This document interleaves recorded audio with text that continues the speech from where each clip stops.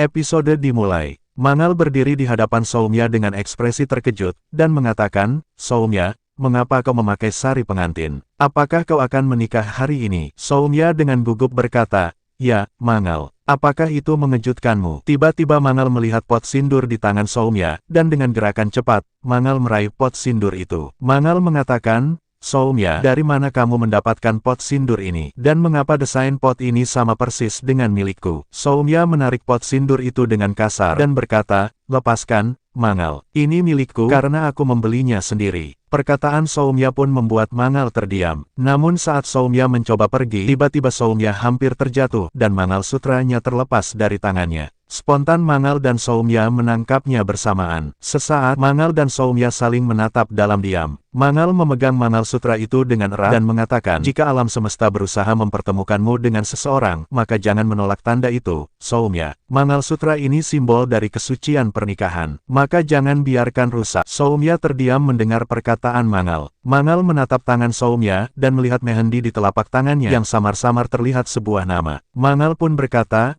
Soumya, siapa nama suamimu? Ayo tunjukkan padaku. Soumya langsung menarik tangannya, dan mengatakan, apa urusanmu, Mangal? Kau tidak perlu tahu siapa nama calon suamiku. Lalu dengan kesal, Soumya bergegas pergi menggunakan bajai. Mangal mencoba menghentikan Soumya, namun Soumya tidak mendengarkan Mangal dan meninggalkan kuil. Setelah beberapa saat, dengan perasaan bimbang, Mangal berpikir mengapa sikap Soumya sangat mencurigakan. Bagaimana dia bisa memiliki pot sindur yang sama denganku? Dan kenapa dia menolak menunjukkan nama suaminya kepadaku? Mangal pun berjalan pergi dari kuil, namun tiba-tiba Mangal bertabrakan dengan seorang wanita, yaitu istri dari Bos Adit. Mangal berkata, maafkan aku, Bu. Oh iya, bagaimana keadaan suamimu, Bu? Karena aku mendengar bahwa suamimu mengalami kecelakaan hari ini. Istri Bos Adit menatap Mangal dengan bingung dan mengatakan, kecelakaan. Apa yang kau bicarakan, Mangal? Suamiku baik-baik saja. Mangal menatap istri Bos Adit tidak percaya dan dengan bingung berkata, apa, Bu? Tapi Adit mengatakan padaku bahwa istri Bos Adit pun segera memotong perkataan Mangal dan dengan marah mengatakan, Mangal, aku tidak tahu apa maksudmu, tapi kau harus tahu, suamiku tidak mengalami apapun. Istri Bos Adit segera pergi. Mangal terdiam dan sesaat dunia seolah berhenti berputar. Mangal berpikir,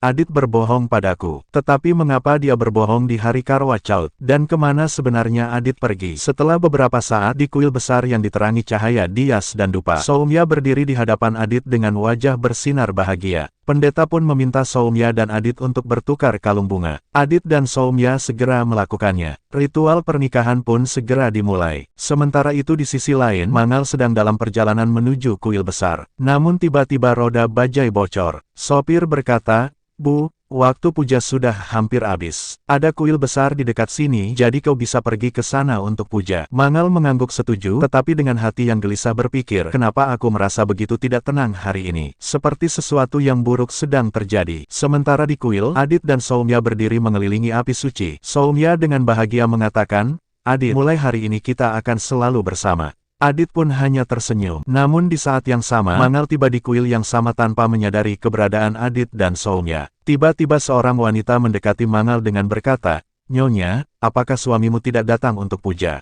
Tetapi tidak apa-apa, Nyonya, karena kau bisa bayangkan wajah suamimu dan segera batalkan puasamu. Mangal tersenyum kecil dan dengan lirih mengatakan, aku akan selalu berdoa untuk Adit dengan sepenuh hatiku. Semoga Adit panjang umur dan selalu bahagia. Mangal pun segera melakukan ritual Karwa Chauth dengan menatap bulan purnama yang terang dan mengangkat tal untuk membatalkan puasanya. Namun tiba-tiba Mangal melihat sosok Adit di hadapannya. Mangal pun terkejut melihat Soumya berdiri di samping Adit sedang melakukan ritual pernikahan. Tal di tangan Mangal terjatuh ke lantai dengan suara keras. Semua orang menoleh. Adit dan Soumya pun terkejut melihat Mangal berada di hadapan mereka. Dengan langkah terhuyung, Mangal berbalik dan berlari keluar dari kuil. Sementara Adit yang melihat kepergian Mangal mencoba mengejarnya, tetapi Soumya yang panik segera menahan lengan Adit, dengan berkata, Adit, mau kemana kau? Peras kita belum selesai. Adit, apa kau serius akan meninggalkan aku sendirian seperti ini? Adit memejamkan mata karena bingung antara rasa bersalah dan keterikatan. Soumya pun dengan marah mengatakan,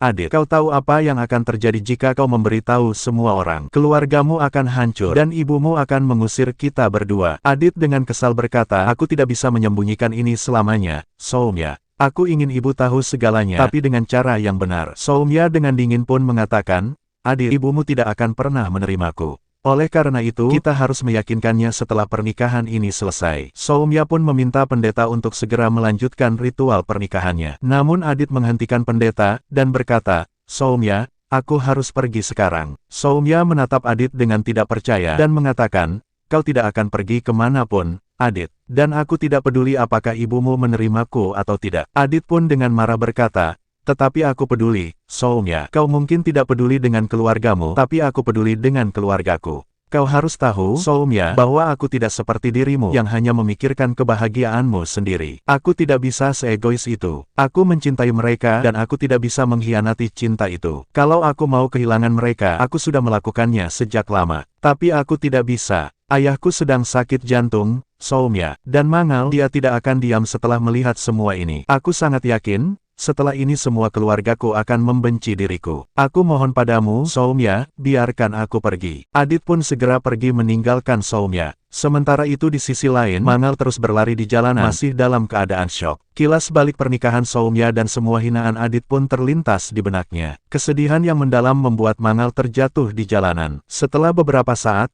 Kusum melihat Mangal duduk di luar rumah dalam keadaan berantakan. Rambutnya acak-acakan, sarinya kotor, dan wajahnya penuh luka serta air mata yang terus mengalir. Para tamu pun bergumam dengan berkata, lihat kondisi Mangal. Apa yang telah terjadi padanya? Apa Adit melakukan kekerasan kembali? Kusum dengan marah mengatakan, hentikan omong kosong kalian. Kalian tidak berhak mengatakan hal buruk tentang anakku, Adit. Namun Mangal hanya menatap kosong, lalu berjalan masuk ke dalam rumah tanpa berkata apapun. Di dalam rumah, Mangal berdiri memandangi dinding yang penuh foto kenangannya bersama Adit. Mangal terdiam lama, lalu jatuh berlutut di lantai. Tangannya gemetar saat menyentuh foto itu, dan berpikir, aku tidak percaya Adit bisa melakukan pengkhianatan ini. Mangal pun mengenang pengkhianatan Adit dan Soumya. Selama ini Mangal tidak sadar. Mangal dengan getir berkata, semua sudah ada di depan mataku, tapi dengan bodoh aku tidak menyadari semua ini. Bagaimana aku bisa sebodoh ini? Aku sangat buta selama ini. Mangal pun dengan hancur menertawakan dirinya, sambil mengatakan, aku pantas disakiti. Aku bahkan tidak punya otak. Kusum segera mendekati Mangal dan berkata, Mangal, apa yang kau lakukan, nak? Sudes pun mendekati Mangal dengan mengatakan, Kusum, apa yang terjadi pada Mangal? Kusum mengguncang bahu Mangal, dan berkata, Mangal, tolong katakan sesuatu. Hatiku tenggelam melihatmu seperti ini. Mangal pun segera memeluk Kusum dan dengan menangis mengatakan, Bu, kenapa Adit melakukan ini padaku? Kusum yang mendengar perkataan Mangal segera berpikir, apakah Mangal sudah melihat surat cerai itu? Kusum pun dengan cepat berkata, Mangal, dengarkan aku. Surat cerai itu palsu. Percayalah padaku, Adit tidak bisa melakukan itu padamu. Mangal terkejut mendengar perkataan Kusum. Sudes menatap Kusum dengan tajam dan berkata, apa yang kau katakan, Kusum? Kusum pun dengan gemetar mengatakan, aku menemukan surat cerai di rumah, tapi aku tahu itu palsu. Adit ditipu, dan dia tidak berniat menceraikan Mangal. Mendengar perkataan Kusum, Mangal hanya tertawa pahit, dan kembali mengenang pernikahan Adit dan Soumya. Namun tiba-tiba, Adit pun masuk ke dalam rumah dengan wajah yang tegang. Kusum segera mendekati Adit dengan mengatakan, Adit, kau bilang kau pergi ke rumah sakit karena atasanmu kecelakaan. Tapi sebenarnya, kemana kau pergi?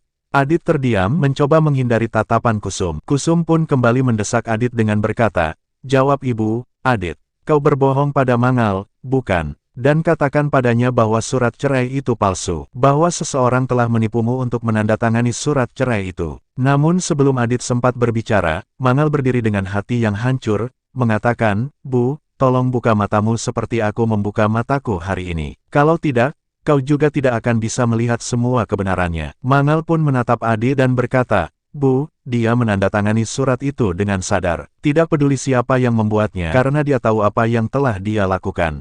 Kusum mencoba membela Adit. Namun Mangal dengan tegas mengatakan, tidak, Bu. Tidak ada yang perlu dia katakan malam ini, karena hanya aku yang akan bertanya padanya. Adit pun terdiam mendengar perkataan Mangal.